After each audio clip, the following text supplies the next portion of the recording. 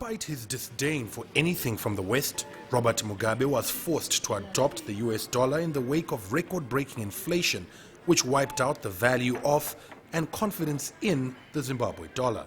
The adoption of the enemy's currency was a strategic retreat.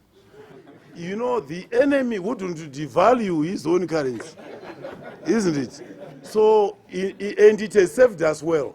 Talk of reinstating the defunct currency has triggered an increase in bank withdrawals. A lot of people have taken it literally and are going to the banks to get their little US dollar out. However, monetary authorities have ruled out an immediate return for the local unit.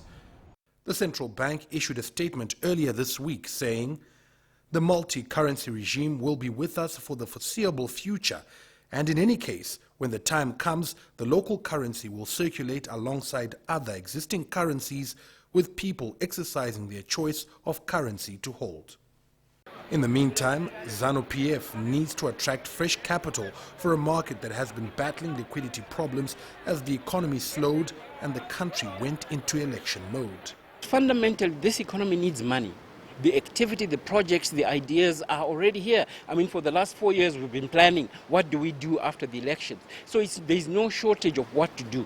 Sources of the capital are scarce as the country remains isolated by major international financiers. Zimbabwe's indigenization laws, which may be accelerated under the incoming government, could also leave potential investors apprehensive about bringing their money here. Farai Mwakutuya, CCTV, Harare, Zimbabwe.